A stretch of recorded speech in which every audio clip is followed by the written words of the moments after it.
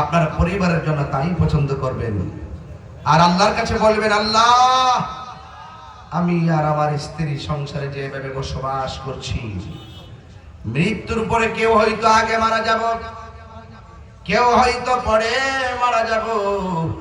আল্লাহ তোমার কাছে ফরিয়াদ করি, আল্লাহ যেই দিন আমাকে মরণ দিবা, দুনিয়ার জমিনে স্ত্রীকে নিয়ে সংসার জীবনে যেইভাবে আমরা মিলে মিশে চলতেছি, সন্তান নিয়ে চলতেছি, আল্লাহ তুমি আমার স্ত্রী এবং আমি সহকারে, আমার সন্তান সহকারে ওই জান্নাতটার মধ্যে একসঙ্গে রাখিও, যা আমাদের সামনে যেন হাবিবুল্লাহ থাকে।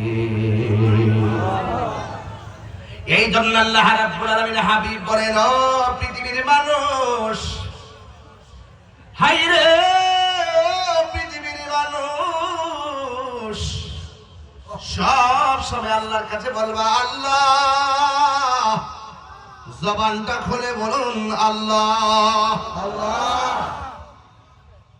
আল্লাহর হাবিব বলেন, উম্মত রে, কোন স্বামী যদি মারা যায়,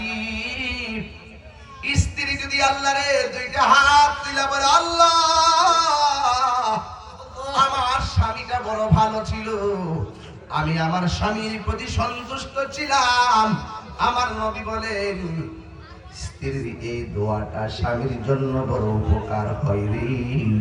আমার আল্লাহ স্ত্রীর দোয়ার কারণে স্বামীর জন্য আল্লাহ জান্নাতের বন্দোবস্ত করে দেন।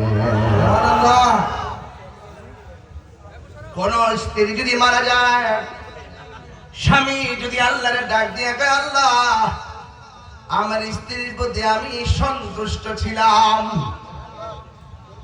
ও আল্লাহ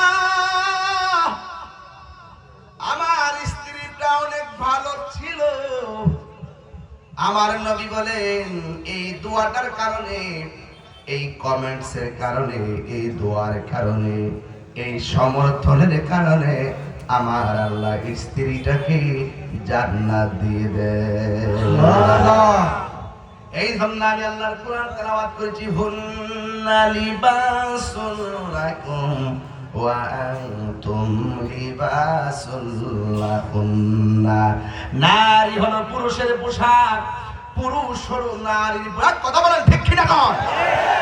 এই জন্য আমার যুবক ভাইরা, শুধু ওয়াজ শুনলে চলবে না, জবানটা খুলে বলুন হেদায়েতের মালিক কে? আল্লাহ। আপনার স্ত্রীর জন্য আপনার অনেক দায়িত্ব আছে। শুধুমাত্র আপনি শুধুমাত্র মসজিদে গেলে চলবে না, আপনার স্ত্রীটাকে নামাজের কথা বলতে হবে, নাইলে আপনাকে জবাব দিতে হবে।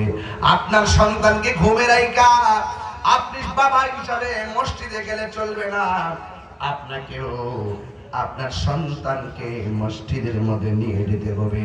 আপনারা জবান করে বলেন হেদায়েতের মালিক কে? আওয়াজে মানি না, সুরে বলে হেদায়েতের মালিক কে? ইবাদত পাওয়ার মালিক কে?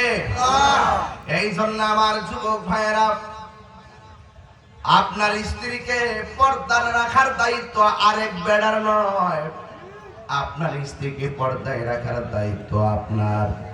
দায়ুস কোনদিন জান্নাতে যাবে না, তবে খবরদার স্ত্রীদের উপরে জুলুম করা যাবে না, জুলুম করা যাবে না।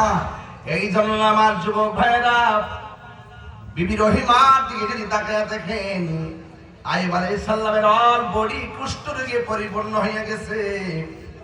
আইয়ুব আলাইহিস সালাম ডাক দিয়ে বলছে, রহিমা তুমি আমাকে ছেড়ে চলে যাও, আমার শরীরে অনেক রোগ, আমার শরীরটা অনেক পচা, তুমি দূরে চলে যাও।